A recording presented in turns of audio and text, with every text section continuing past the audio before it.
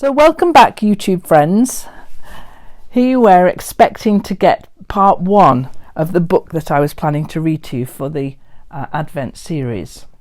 I am going to read to you, but I'm not going to read that book. When I'd done some of it, I realised it was actually pretty dated and pretty misogynist, and some of the values weren't quite what I was remembering them to be. So I always had these books lined up to come online next. So without further ado, we'll seamlessly slip into Astrid Lindgren.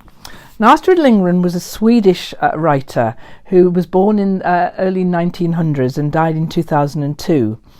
And a few years ago, my daughter and I were lucky enough to go to Sweden, to Stockholm, and we went to the Museum of Childhood, which is pretty much dedicated to Astrid Lindgren and all of her characters that she wrote about. Pippi Longstocking was the most famous, but by far the least likeable.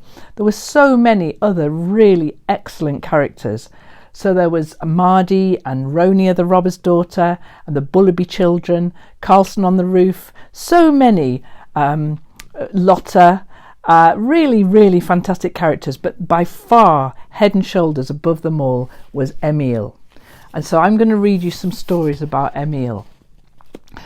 I think you'll like him as much as I do by the end of these.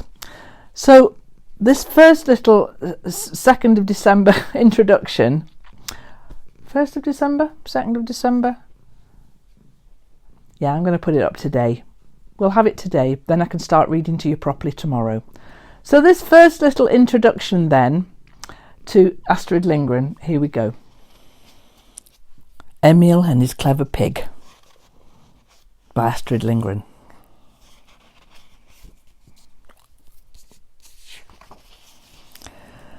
There was never a boy in the whole of Lonnenberger, in the whole of Småland, in the whole of Sweden, and who knows, perhaps in the whole world, who got into more mischief than Emil. He lived in Kattelt farm in Lonnenberger in Småland in Sweden a long time ago. No one would have believed that when he grew up he would become the president of the local council and the finest man in the whole of Lonnenberger, but he did.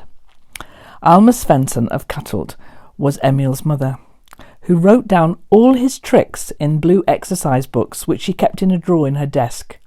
Eventually, the drawer was so jammed with exercise books that it was almost impossible to open, because one book always curled up and got stuck. But those exercise books are all there in the same old desk today, except for the 3 that Emil once tried to sell to his Sunday school teacher when he was in need of money.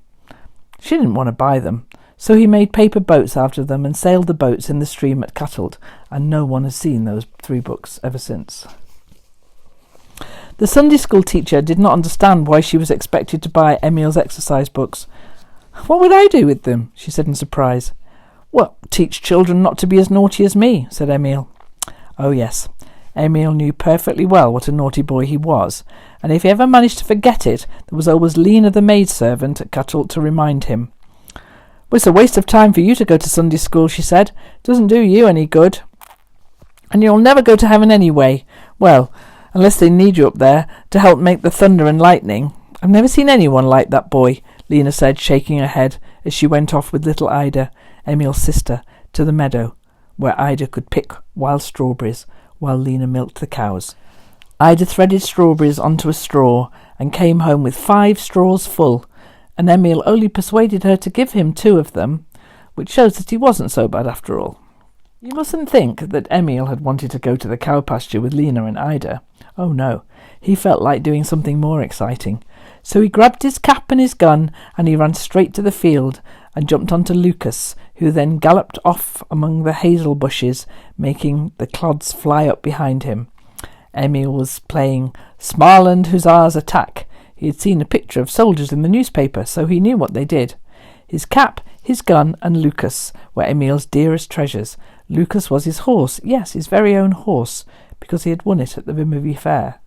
The cap was an ugly little blue peaked one that his father had bought him, and the gun was a wooden one, and Alfred the farmhand at Kattelt had made it for Emil because he was so very fond of the lad. Emil could easily have carved his own gun, for if anyone was good at carving, it was Emil. But he had plenty of practice. You see, every time Emile got into mischief, he was punished by being sent to the tool shed, and there he would always carve a funny little wooden man.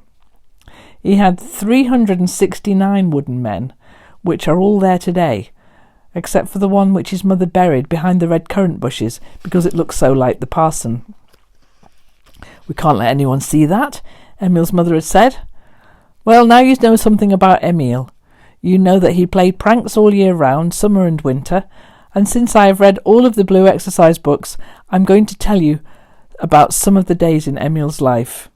You will soon see that Emile did lots of nice things too, of course. I shall tell you about them as well as about the terrible tricks. Some were worse than others, and some were quite harmless.